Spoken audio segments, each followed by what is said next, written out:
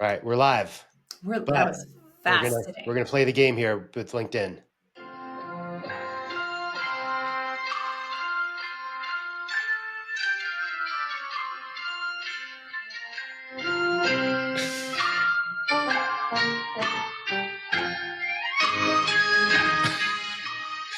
All right, it's got to be close enough. Let's go.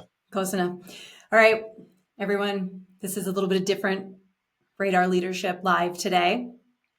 Darren and I are going to be talking about some of our, he won't let me use the word epic arguments. So we're just going to say arguments, being life partners and business partners, and how they're, what we see in our disagreements with our business also show up in our personal life, and how this is relevant to what you all are experiencing as well. Now, I am not going to introduce us because our friend Theo said he doesn't like it when we introduce ourselves and then we use our titles. So none of you get to know who exactly we are, and you can thank Theo for that. You're welcome, Theo. All right, Darren, take it away. What am I taking away? Your dad joke. Oh, sorry. That's right. I forgot all about that. I'm reading a book about anti-gravity. It's impossible to put down. That's so weak. That is so weak. You need Come a on, better that's like one. the definition of a dad joke. That is, yes, that is Maybe we need something textbook. different because I like a little bit more edge, right? I mean, okay, fine. The one that I told a few weeks ago, too far. There's got to be something a little bit more center that's a little edgier. Yeah, you swung the pendulum. You went all the way to the G side of things. Am I off my pip? Am I still in danger of being terminated? Let's decide after this this live. Oh, okay. Depending how this goes here, All right. everybody check back with us to see if Darren is off of his pip, depending on his performance and his behavior here today in this live. Okay, real test. We're talking about disagreements. We're talking about disagreements. And let me tell you, for all of you who are in business with your partner, your spouse, like I feel you. We feel you. It is really, really hard. It is hard enough to lead a team and work in your business or in a company. But then when you do it with your partner, like it's a whole nother dynamic and another layer, which we're going to talk about here. All right, so I'm gonna ask you to lead this one. What's our first reoccurring disagreement that we have in our relationship? Oh my God. Where's the whiteboard? Go right in. Where's the whiteboard? Well, let me just say this too. Wait, let me guess. You're gonna tell a story. Always. Okay. No, it's not actually a story. I'm gonna add that to the list. Talks too much. Add to the list, doesn't talk enough. Yes, you preface this live with we live and work together. And certainly there are plenty of spouses and partners that do. Most of my clients, maybe all of them, if I'm thinking about it, do not work with their spouse or partner. So the disagreements at work that they have maybe have a little less oomph or fire or passion or compassion or enthusiasm than ours. And that's not saying ours are bigger and better than theirs, but there's more because we have more history and yada, yada, yada. The thing to emphasize specifically is the tools that we use together in our relationship at home and at work are the same tools, for the most part, that we share with our clients. So it is interesting because when I've shared certain stories from our history, 1.0 and 2.0 with some of my clients, there is sometimes not necessarily a surprise, but maybe it is, right? Like maybe there's this vision that because we're the coaches, we've got it all figured out, which is absolutely untrue. So you want to say anything on that? Well, I do think that sometimes when we look at quote unquote the experts or the authority or the person that you're looking to solve your problems, you apply a little bit of infallibility. And I have done this myself. So I have followed a coach who is a mentor and I looked up to. And then when she started communicating and sharing about her personal life and her struggles, I found myself judging her and then questioning, do I want to work with her?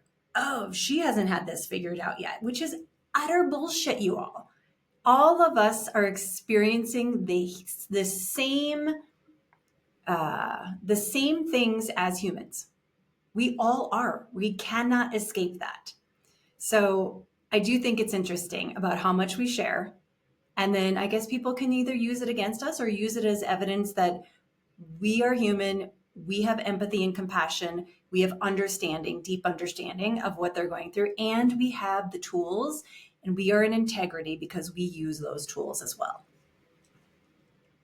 The other one I want to point out is I've noticed this with myself, and there's another coach I've been interacting with on LinkedIn, and he posted this, I don't know, 30 or 45 days ago, which was his story was he was, like involved with something that was very stressful. And he was kind of toiling or spinning, as I often say, ruminating on whatever the stressor was until someone or himself pointed out, quote unquote, go back to basics. And we forget sometimes. Everyone listening, you also forget sometimes. But when you remember to go back to basics, they work. There's a reason why the basics are there. It's the blocking and tackling that we say in sports or in football, right? It's like, go back to basics. So I think it's important to highlight as well. Yep. The basics for me is the tool, the model that I use. And it was a month ago, I was spiraling. Yes. I always say, like, I hit black ice and I was just spinning out of control on something. And I called my confidants, if you will. And I was like, blah, blah, blah, this is going on and I don't know what to do. And I'm in confusion and all these things. And their response was, run a model. Well, it was run an effing model, but I'm trying to curse less. But it was like, run a fucking model. This is what you taught us. This is the tool. This is the basics. This is the foundation. Go do what you taught us to do. And I was like, oh yeah. So I ran the model, got clarity, things shored up. I was fine. It was just my brain unchecked, right? Going a little rogue. And I always have to remember there are basics for a reason, like you said. Use them. And but here's the thing, okay? I want to say this. When you're in the moment, when you're in it, right, and you are spiraling, you forget. You're not in your highest, cognitive state. You're in more this fight or flight or freeze. You're not thinking clearly, which is why I do think it's important to have people that can be like, hold on, let's take a pause here. Let's go back to this. 1, 2, or 3. Have you done any of those? Let's just start there and see what happens. What? Oh, I thought you were going to keep going. Okay. No. All right. So let's make this relevant to our audience, right? Executives, leaders, professional folks. And there always is going to be an overlay of our relationship that impacts any business thing we do. But I think important context is even going back to last summer-ish when we decided to combine our business, right? And some of our early disagreements, and I know you've got notes there, were about work style, work preference, speed of work, amount of detail required, questions being asked repeatedly, a lack of information provided. And I think the biggest thing, at least for me, that we did uncover some months ago was we had too many implicit agreements. We were operating by our own individual roadmap that maybe we communicated with the other, but the other didn't hear it. I mean, I'll speak for myself. I certainly didn't hear the roadmap you were putting down because I was so in my head about my roadmap. And then to further the story, you weren't following my map. And the more you didn't follow it, the more annoyed and angry I got.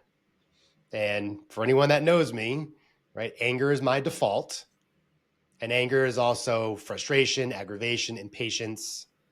When I'm in those states, I am snappy. I am not kind. I am short, curse even more than I normally do. And I get real nudgy. That's the energy behind it. And so you got a lot of that. Yes, I did. I feel like when I'm listening to you, I feel like you're softening the message with this is my roadmap and you didn't do my road. Like, let's put it in layman terms. Okay. This is your business. I was coming in. You had a way that you wanted to do it. Somewhere in your mind, you were the authority, you were the boss. Like, you wanted it done your way. This is how I run the Canthal group, and you're going to do X, Y, and Z according to the way I want you to. Yeah? Not exactly. No. That's your interpretation. You just took my words, interpreted them, and then said them back as if that's gospel. And I believe everything I say is gospel. You know that. Amazing. See, this is it right here. Okay. All right. So you're going to use vague words like roadmap. But there is an element of that, of what you said. And it wasn't necessarily a power play. It was, I held literally what we talked about before coming in, right? The things that you're better at than I, business development, right? That was something we talked about. And then the more I wasn't seeing the progress in the business development, the more frustrated. That was the roadmap. You weren't doing what I thought you said you were going to do. It didn't matter doing it my way because I don't really know how to do it. So no matter what I was doing wasn't the right way because you didn't know how to do it, but it just wasn't the right way. Well, I mean, it wasn't the things that I thought you were going to do, right? There was a lot of, when you came in, right? How far along was I with the rebrand and the marketing?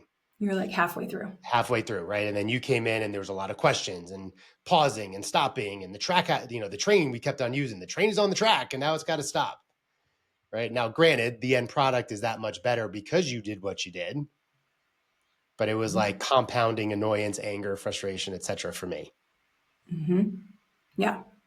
Which it does make sense, right? So we're not saying that you were wrong to be so frustrated. Of course, you had this vision, you had this, like, it was you and you were making all the decisions. And then I came in and poked holes or basically told you that your baby is ugly and that we have to, like, I don't like it, change it. It's very personal, especially when you're a small business owner. It is part of your identity. So it makes sense. And with that one, so here's one that we talk about a lot: communication. So we have very different communication styles. And we were not communicating well in this new relationship from the onset. Why are you smirking? No, it's personal and it's professional. It's just a fascinating thing. And I'm laughing, I'm smirking because we do have vastly different communication styles. Oh, so different, you all. So different.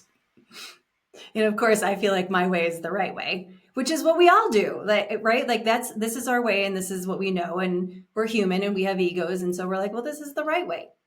But we had vastly different communication styles, which also is interesting because I believe that the way you, whether you think it or not, the way that you show up at work, the way you communicate or don't communicate also shows up in your personal life. So we have two different communication styles, and it was amplified by going into business together. So we had done a lot of work personally on, okay, hold on. Like, this isn't going to work if you lose your temper every single time. And then I shut down and then I'm resentful of you and you're annoyed with me and you're like, come on, let's talk. And I'm like, back up. You're in timeout. I need a space. I'm in timeout break. So it will carry over, and it's an opportunity for you to look at that and say, well, how is this in some way, shape, form, or how showing up at work with the way I communicate? And how am I doing that over there in my personal life? And is it getting me what I want? Is it the right style of communication? Because it's fully within your control to change it. You weren't just born that way. You create it. You can iterate it and change it the way you need to get what you want in life. It's an interesting perspective. I'm just ruminating on that for this hot second, which is neither of us really believe about checking your emotions out the door. And yet many of us have, I'll just say, different personas or different faces at home and at work. right? You and I blended the two. A lot of people, they have, they close the door of their house and they go to work, and then they're their work self, right? Which you do exercise, most people at least, exercise greater patience, wherewithal, professionalism, respect, whatever other tools we use. And you and I took that wall down. So there was no separation of church and state any longer. And I don't know. I hadn't thought of it in that sense, and I do agree with you about communication styles certainly are modified based upon the audience. But, speaking for myself is I get nudgy or whatever my aggression is, and anybody could experience that, right? Like you experience it, clients have experienced it, coworkers have experienced it, the customer service rep at Verizon has experienced it, right? So that nudginess in me is not just confined to our house, it's everywhere. So you get the right trigger, and then boom, whatever these behaviors are for me come out. So I don't know, something you said, and maybe it sounded more profound in my brain than it's coming out of my mouth. I think what I'm hearing you say is that we're really not that different in these other environments. We just might control it differently. Sure. Yeah. So, All right, let's come back to some tools, because we've been talking a lot about the disagreements, but we haven't provided any tools, right? So you talked about different communication styles. So if I think back to last summer, as I got more frustrated and expressed that frustration with you, the more that you did what you did. What did you do? Maybe explain that. yeah, the more frustrated you got. So my habitual response is I shut down, I stop talking, I retreat, I get into my head like, what is going on here? Did I make a mistake? This isn't going to work. I definitely need to figure out a different business. I need to go and make some money. Like, who is this guy? Like, so I had this rumination in my head. And the more I ruminated and I made up stories in my head and didn't communicate them to have them addressed, the more I shut down. And so we didn't move forward. The business did not move forward at the pace that it could have if we would have dropped, I would have dropped my habitual mechanism, and we would have come together and had used, well, we used our tools, but we just didn't get there. It took a while. Yeah. I don't know that we've actually audited that. Well, we kind of did, but it took a while. And I was having the same thoughts, just in my own way, right? The more that you weren't doing what I thought you said you were going to do, the more I know what I got with you. And I was like, what the fuck is she doing? Can we even run a business? What's her contribution? I don't see it. What are you doing all day long? Yeah, I hated that one. So to that, what I just said is, what I often talk to my clients about is, as we're ruminating and we're feeling stressed, often it's tied to unanswered questions. Yes. So I had a series of unanswered questions with you. What are you doing all day? Why aren't you doing the thing that I thought you said you were going to do? I mean, those were two of the biggest things that I was just spinning on nonstop. Which, think about that from a leadership perspective. I'm thinking about it. I think it's across the board, right? It doesn't matter if you're an entrepreneur and you're running your own business and you're looking at your employees, or you're a leader within a large organization and you have a team. Like that right there, I think you said it's the unanswered questions. I think it's the interpretations. I think they're tied together. I don't have an answer to the question, so I interpret it. Right. And I think, like, for women, you interpret, you spin, you try to solve the problem in your head, and then you never go to the person and just put it out there and say, okay, this is what I'm thinking. This is what's going on. Can you validate this? Is this true? Like, let's have a conversation. Let's get this wrapped up. It's not just a Why? woman thing. It's not just a Why? woman. It's a guy thing too. It's okay. It's a guy thing too. I was just thinking in my own head because that's Yeah. the only interpretation. But why do you think that that is? Why did we do that? And why do we see our clients doing that? Well, I think there's two answers. One for me is I thought I was asking the questions and I wasn't getting the answers. Or did you not get the answer that you wanted? Well, I mean, maybe they're one and the same. I mean, as we I talk about, felt like I was giving you a very clear answer. you were not. You were not. And listen, this is not a tip for tat, but sometimes that is a disagreement with us. You ask a question, I give an answer. You ask the question again, I give the same answer. You ask again third time, and then I'll say to you, "What? I've already given you the same three answers. Like, what are we trying to get at?" And it's sometimes not the right question, meaning the question is leading to an answer that's not sufficient. Not in the sense of it's what you want to hear or not want to hear, but it's not like scratching the itch of curiosity. It's not getting to the point that I'm trying to get at. Right. So we ask the same question. I do it. You do it. Many people do it. One other tie I want to make to this, and this is professional, is what I notice with a lot of leaders as they start to climb the ladder is they get farther and farther from doing the work. Now, when they were closer to it and they did it, turning the screws, writing the code, whatever it is your job is, all the moving pieces because you're part of it. You're doing it. When you start getting up and you start leading, when you are a leader of leaders, right, you're automatically at least twice removed from anybody doing the work. And what a lot of leaders in that position start to say is, I'm too far from the job. I don't know what's going on. And so I got to dig my hands into it even more. I.e., they have too many questions that are unanswered. They don't have good status updates. They're not asking thorough questions. The leaders they're leading are not providing sufficient updates. And so that's a stress a lot of newer and experienced leaders of leaders face. They don't have enough updates. So then they interpret, they don't know what's going on, they assume negative intent, they get stressed, they start barking orders. And really the solution is some sort of effective status update. That's your 5x5, right? That you use with your clients? It is one of the tools, yes. Okay. If anybody wants that 5x5, reach out to Darren and he's going to get that too. All right. We talk about communication all the time because it is about communication. Yeah. Like if you think about all of the fights in your relationships, all the disagreements, like it all goes back to communication. And I will say this over and over and over again. We are not taught communication. Think about that. Think about all the education that you have, unless you're a communications major. Even then, I do wonder. But think about the years of education that you have. And from the very get in primary school, wouldn't it be amazing if we were really taught communication skills? How different our relationships could look.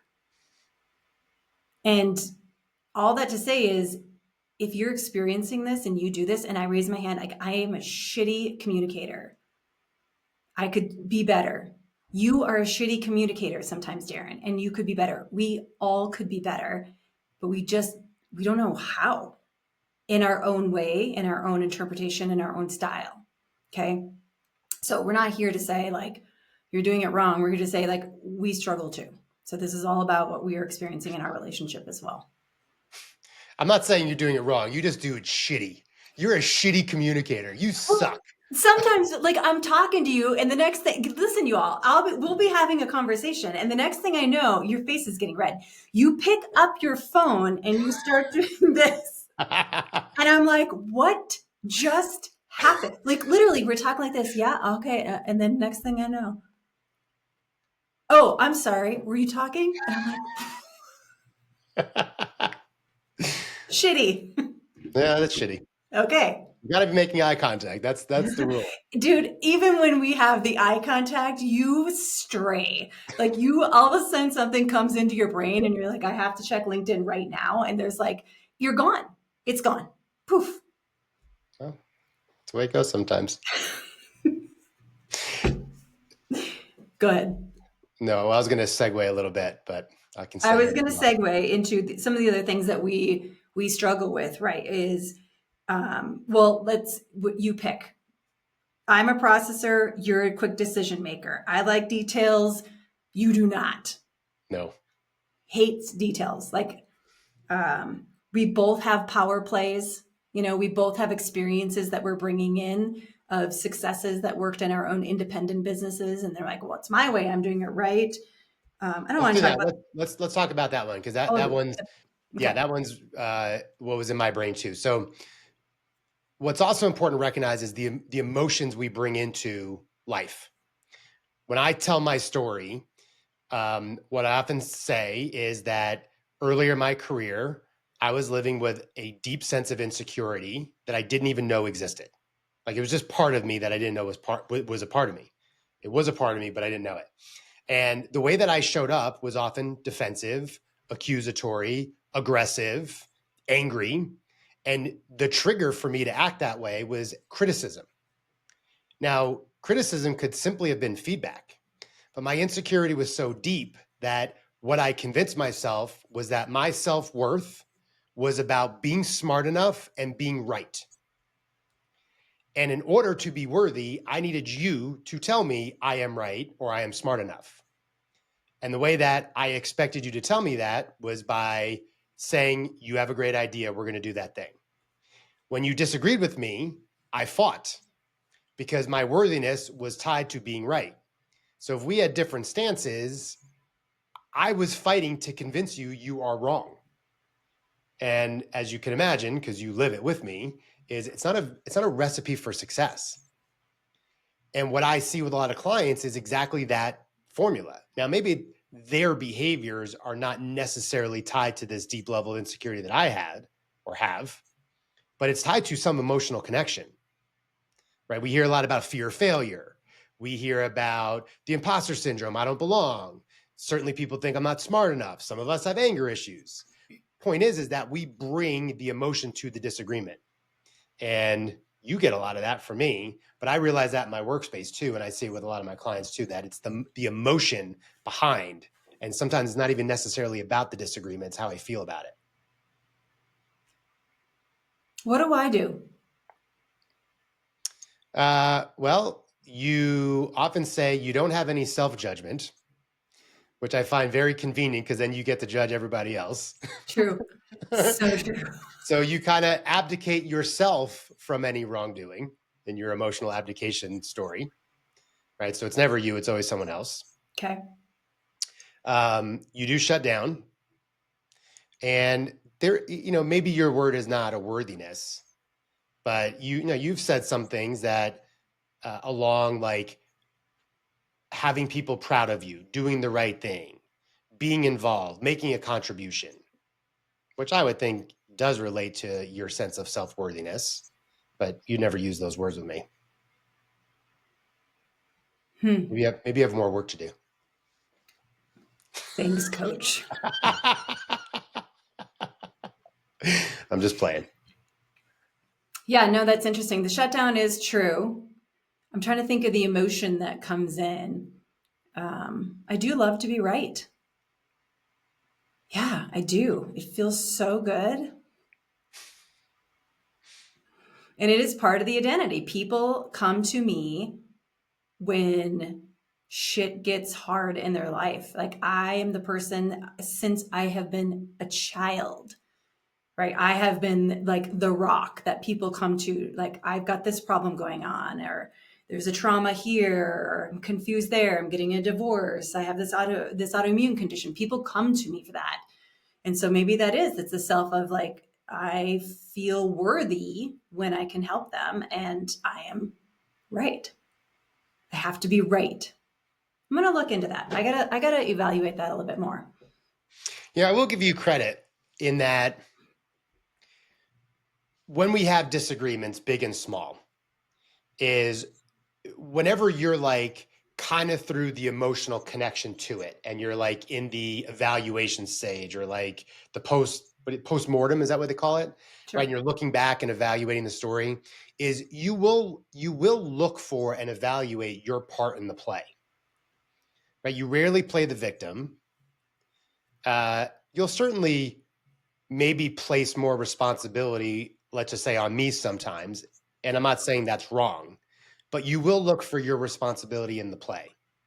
And I respect that about you. I think that's very big of you, very adult, but also very real. Like, it takes two to tango. And maybe I'm the bigger, what's the word I'm looking for? Offender. But it's really like 100% to 0% in a disagreement. Yeah. Well, you know me, I hate playing the victim. And I Mm-hmm. struggle with people who do play the victim. Yes, you do. Yeah. So part of my external judgment versus internal judgment. And I do believe that the growth can only occur if it's within inside of you. Like that's the only way that you're going to grow, and we're going to grow in a business, and we're going to grow with our clients, and we're going to grow as a couple, as parents, as, future empty nesters. Is you get to go through the whole experience, but then ultimately you got to look at your own shit, and you got to take responsibility for that, and then decide if you're going to make the change. How do you fundamentally as a person need to change or shore up or address in order to grow and move forward? The second you put it back in if I continued to put it back into your hands and make you responsible for it, then you hold all the cards. I'm always at the affect of you. And you also know, like, I'm like a horse. I need to have lots of freedoms, and I don't like to be tethered, and I don't like to be controlled. And that is partially giving you the control over how I feel and my future and everything that goes with it. So I would say then, based on our experience that we're talking about here, is be willing to look at your own play in this story and take responsibility for it. All right, so let's just recap for a little bit here, because I know we might end a little sooner. I'm not saying goodbye yet. So some of the tools we use, right? We will say what we see or sense, right? Like, I sense you're off. Why did you just snap? Are you okay? I mean, these are basic questions, but it's not accusatory. You snapped at me. Why did you just do this thing? Now, not everybody has that emphasis, but I see it a lot with my clients and when I was in corporate America, where we act on that energy as opposed to acting with curiosity. I was taught many years ago by Susie Zimmerman, thank you, Susie, which was API, assume positive intent, right? You and I use this saying, same team. We both have Post-its on our screen. There it is, right? So as we start getting into debates and they start getting heated, just like they did yesterday, right? Now, Over something so stupid. well, it was important, but yes, it was not. Yeah, I understand your point. Even though we didn't say it in the moment, it was shortly thereafter, and we didn't use the exact words "same team." But I sent you a text. I apologize for getting snappy. I told you why I was upset. You responded in kind. Long-winded way to say is we have a word. We say "same team," so it's a reminder that we can disagree, but we still love each other and we're still in it together, and we still want what's best for our business. And unfortunately, in some of our earlier disagreements with work, especially with work, we weren't operating with the true understanding that we're on the same team. It was almost like we became adversarial. Yeah, I was real pissed at you. Same. It was mutual. Yep. But I will tell you, like, the thing that really changed it for me, and another tool we use, is implicit compared to explicit agreements. Even though when we had the conversation, we were both so dumbfounded that we weren't operating from the same explicit agreements. Like, we didn't understand how that was even possible. But yet I had mine, you had yours. Even though we felt like we communicated, neither heard. Listen, if you're still fighting about something or in disagreement, you haven't communicated, because true communication will shore up the problem. So think about that. I'm communicating, but I haven't communicated in the way that the receiver understands and hears, and we are in alignment. We didn't do that. And it's important to say the alignment could be we disagree. 100%. And we have disagreed about plenty of things, but we shored up and we came to the center point. Yes. It's like having a vote. Yes. Yeah. Now, real quick to say it is, if I'm fighting to be right and you're fighting to be right, there's no win. No. Right? That's why the vote is important. The middle ground is important. It's stating the stance. It's knowing roles and responsibilities. Some companies will say it's very phallic. Who's got the D, which is who's got the decision-making authority. Oh, I definitely was not going there. I didn't think so. But it's important. We see it a lot in corporate America, right? Where we talk ad nauseum and there's no decisions made. Well, who's got the D? Who's the ultimate decision maker? Which is the leader. Exactly. So as a leader, what information do you need to make a decision? Babe, what I just thought about there is maybe that right there is a good tool for us in certain situations. So my lane, sales development, marketing, what we have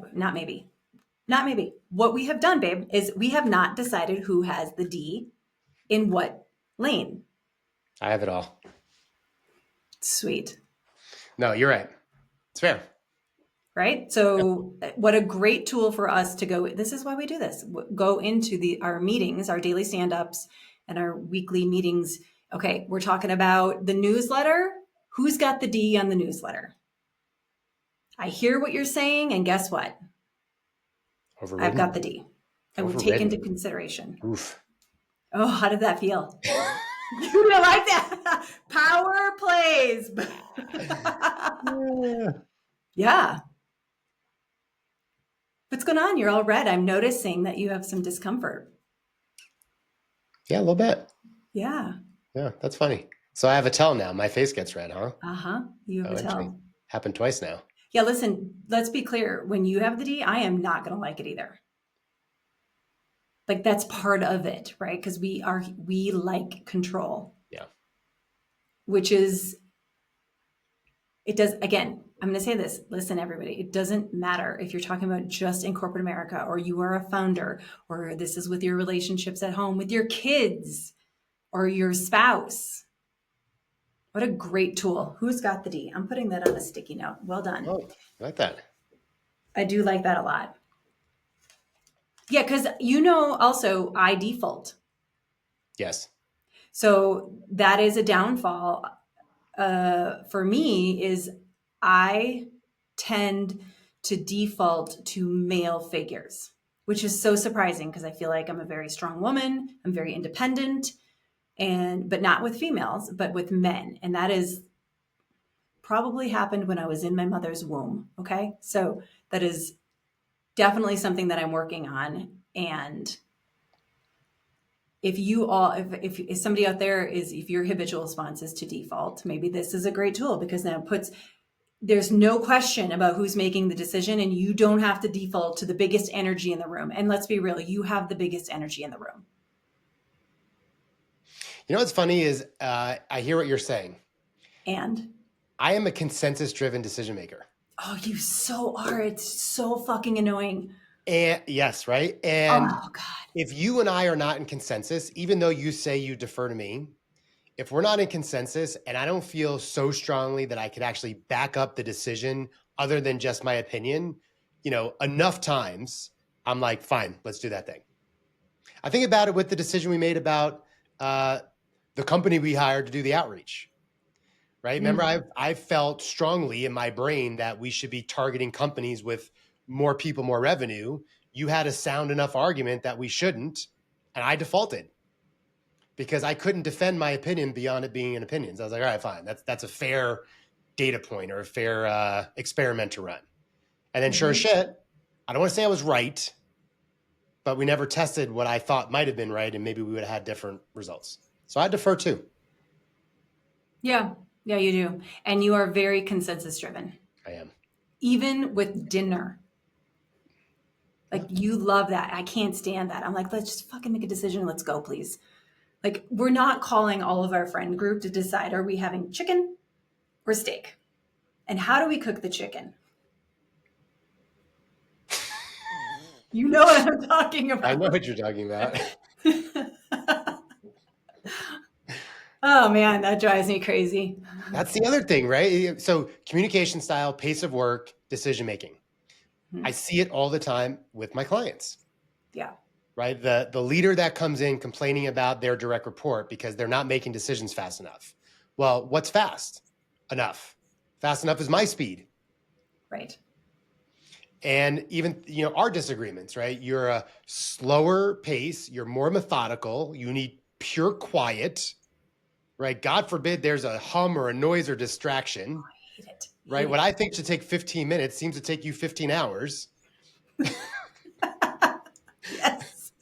And you annoy me. Like I walk into your office and it is a disaster. Like It's not a immediately, I'm disaster. like, I can't think in here. There's stuff like you're holding a ball right now.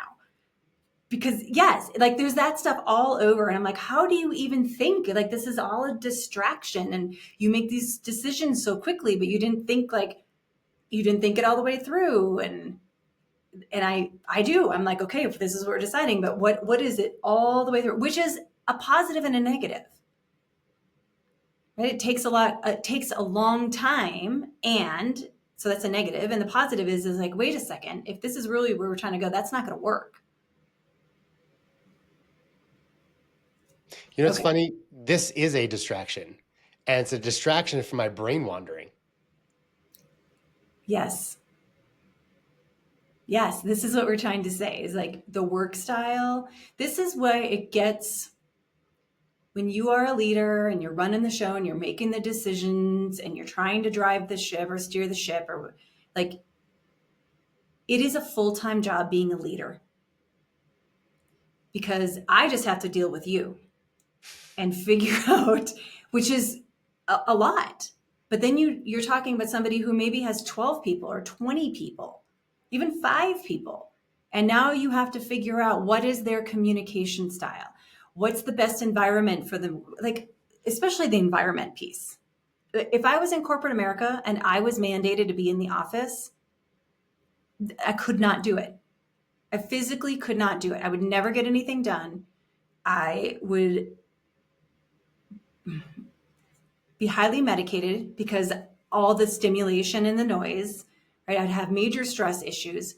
So you have to figure out all of this in order to direct your team and get everybody on the same page with full understanding. Like that is a full-time job. And I think it is probably one of the most difficult positions to be in. Yeah. All right. Now we're going to wrap up. I've had enough leaders say to me that a mentor in their life said the biggest job of the leader is almost like playing psychologist. Thought that was really interesting. It makes sense. Yeah. A lot of personalities. It is. And then, yeah, so we could go on about that forever. But um, okay, so the tools. Never mind. We're not going to talk anymore about this. We're done. Done. I'm not going to pull. I'm not going to recap. This is what it is. It's on impromptu. All right. Well, we're not here next week, and we'll see you next time in 2 weeks. See you in 2 Tuesdays. Bye. Tuesday. Bye. Tuesday.